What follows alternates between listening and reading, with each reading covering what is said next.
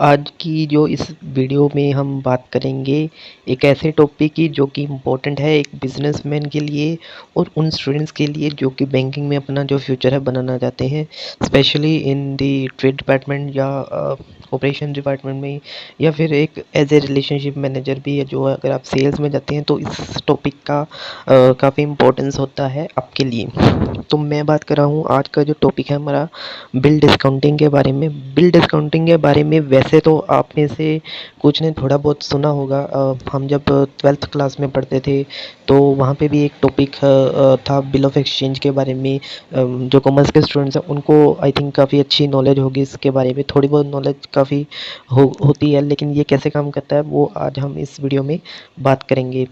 तो ये सब प्रोसीजर और इसकी रिक्वायरमेंट क्या है, इसके बारे में भी हम डिस्कस करेंगे। तो सबसे पहले हम बात करेंगे कि बिल डिस्काउंटिंग है क्या और इसका बेनिफिट क्या है एक बिज़नेस के लिए और एक बैंक के लिए, क्या क्या इसका बेनिफिट रहता है। तो मान लीजिए ए जो है एक पार्टी है जो कि वोलेंस बनाती है विंटर्स के लिए, और वो जो पार्टी है वो सेल कर देती है बी को।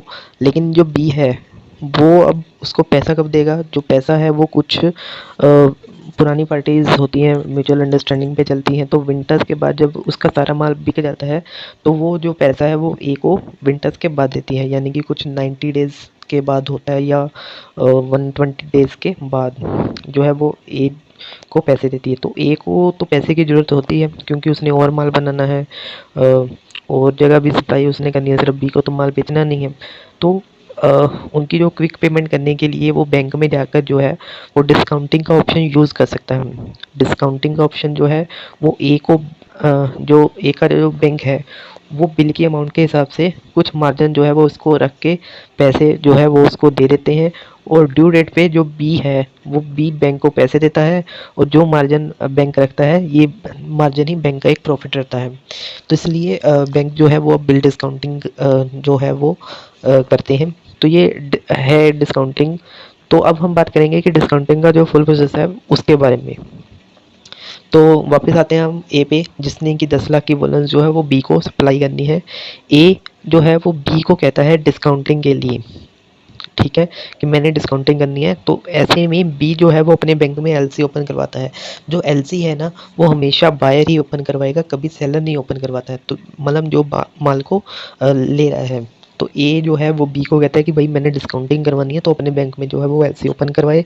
तो बी जो है वो अपने बैंक में एलसी ओपन करने के लिए कहता है। बी का बैंक जो है मान लीजिए एक्सिस बैंक है, और ए का बैंक जो है मान लीजिए एचडीएफसी बैंक है। अब बी का एक्सिस बैंक जो है वो एलसी ओपन करता है, उसके लिए जो प्रोसीजर होता है, उसके एलसी के लिए क्या क्या डॉक्यूमेंटेशन चाहिए होती है, उसकी वीडियो मैंने अलग से एक बना के रखी हुई है, आप देख सकते हैं उसमें एलसी होता क्या है वो भी आपको इस वीडियो में पता चल जाएगा अगर आपने इससे पहले मेरी वीडियोस देखी होंगी। तो अगर नहीं देखे तो आप जाके देख सकते हैं एलसी ओपन करने का प्रोसीजर और एलसी होता क्या है। तो एलसी ओपन करके ए का जो बैंक है वो एचडीएफसी को भेज देता है, और ए जो है वो उस एलसी में बिल को लॉजमेंट के लिए भेज देता है। पहले एलसी ओपन करता है बी का बैंक, वो ए के बैंक को भेजता है। ए का बैंक जो है उसको ए को कहता है कि भाई तुम्हारी एलसी आ गई है, अब बताओ इसमें डॉक्यूमेंट तुमने लॉन्च करवाने हैं या नहीं करवाने। तो जो H D F C bank है वो बिल लॉन्च करके वापस जो है वो एक्सिस बैंक को भेज देता है जो कि बी का बैंक है। अब क्या होता है, एक्सिस बैंक बी को बताता है कि भाई उनका बिल रिसीव हुआ है ए से। तो क्या वो यानी अपनी बी अपनी एक्सेप्टेंस देगा, मतलब कि वो पेमेंट टर्म जो कि बिल ऑफ एक्सचेंज पे लिखा है, चाहे वो 90 डेज़ का है या 120 डेज़ पे, क्या वो पैसे पे करेगा। एलसी में मेंशन होता है, उस हिसाब से पेमेंट देने की एक्सेप्टेंस देते हैं या नहीं देते हैं। बेसिकली ए और बी की ये म्यूचुअल अंडरस्टैंडिंग होती है, इसमें कुछ अगर डिस्क्रिमेंसी निकल जाती है तो वो जो है म्यूचुअल अंडरस्टैंडिंग से वो एक्सेप्ट कर लेते हैं कि भाई हम डिस्क्रिमेंसी एक्सेप्ट कर रहे हैं, हम आपको इतने दिन बाद जो है वो पेमेंट दे देंगे, क्योंकि उसको भी तो माल चाहिए ना बी को, वो एक्सेप्टेंस दे देता है।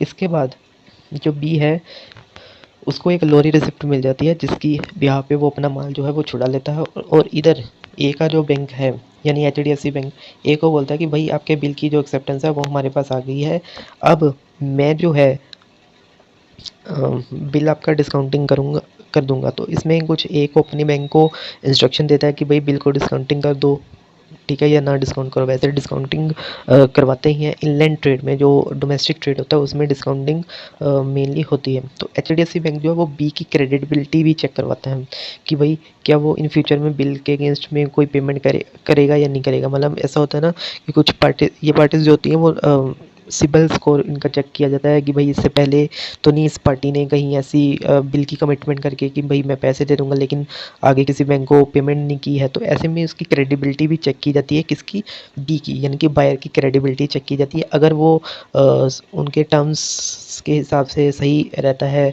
कि हाँ उसकी क्रेडिबिलिटी अच्छी है, तो इस हिसाब से उसको लोन मतलब उसके बिल को डिस्काउंट कर दिया जाता है।